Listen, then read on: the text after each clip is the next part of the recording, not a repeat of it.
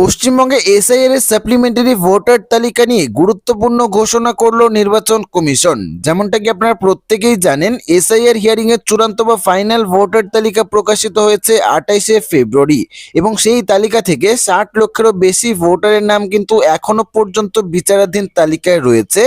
Supreme কোর্টের নির্দেশ অনুযায়ী সেই 60 লক্ষ ভোটারের তথ্য যাচাই করার পর ধাপে ধাপে সাপ্লিমেন্টারি ভোটার তালিকা প্রকাশ করবে নির্বাচন কমিশন।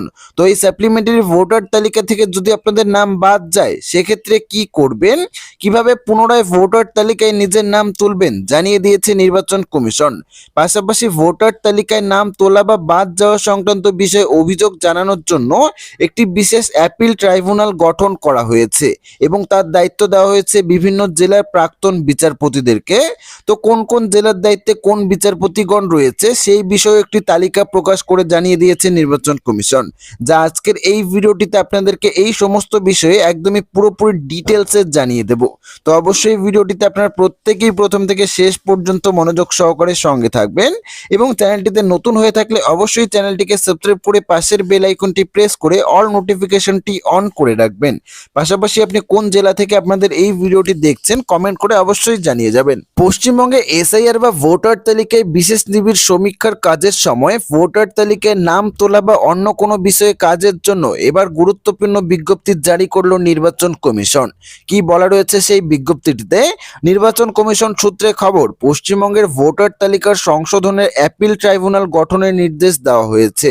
এই বিষয়ে গুরুত্বপূর্ণ বিজ্ঞপ্তি জারি করলো নির্বাচন কমিশন। 23টি জেলার জন্য নিযুক্ত করা হয়েছে 19 জন প্রাক্তন বিচারপতিকে নিয়োগ করলো জাতীয় নির্বাচন কমিশন। জানা গিয়েছে, পশ্চিমবঙ্গে ভোটার তালিকায় বিশেষ নিবিড় সংশোধনের কাজ চলাকালীন ভোটার তালিকার নাম তোলা বা বাদ দেওয়া সংক্রান্ত বিষয়ে অভিযোগ জানানোর জন্য বিশেষ অ্যাপিল ট্রাইব্যুনাল গঠন করলো জাতীয় নির্বাচন কমিশন। অর্থাৎ নির্বাচন কমিশনের তরফ থেকে কিন্তু একটি বিশেষ অ্যাপিল ট্রাইব্যুনাল গঠন করা হয়েছে, যেখানে আপনারা ভোটার তালিকায় নাম তোলা বা বাদ যাওয়া সংক্রান্ত বিভিন্ন বিষয়ে কিন্তু অভিযোগ জানাতে পারবেন।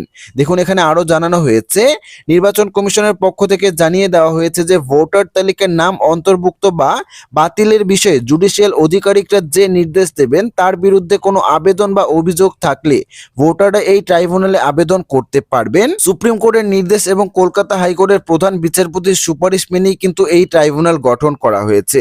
ট্রাইব্যুনালের সদস্য এবং এলাকার বিজ্ঞপ্তিতে মোট 19 জন বিচার বিভাগীয় আধিকারিক অর্থাৎ প্রাক্তন বিচারপতি ও বিচারপতিগণকে কিন্তু বিভিন্ন জেলার দায়িত্ব দেওয়া হয়েছে। তো কোন কোন জেলায় কোন কোন বিচারপতির দায়িত্বে রয়েছেন সেই নামগুলি আপনাদেরকে একবার জানিয়ে দেব। টি.এস. শিবগায়নম প্রাক্তন বিচারপতি, কলকাতা ও উত্তর 24 পরগনার কিছু বিধানসভা অঞ্চলের দায়িত্বে রয়েছে।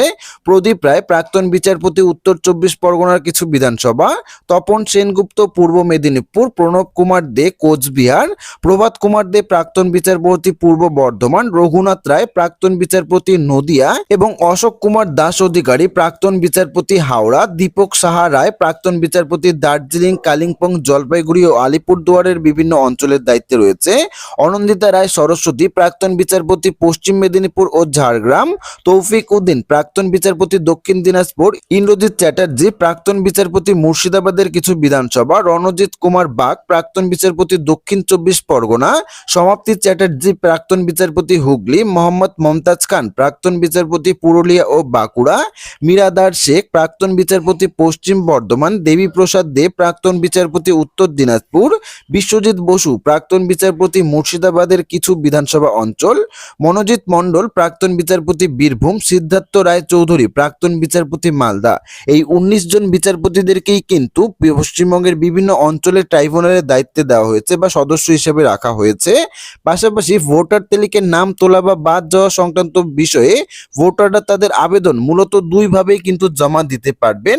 এক, অনলাইনে নির্বাচন কমিশনের নির্দিষ্ট পোর্টালের মাধ্যমে কিন্তু আপনারা এই আবেদন জমা করতে পারবেন।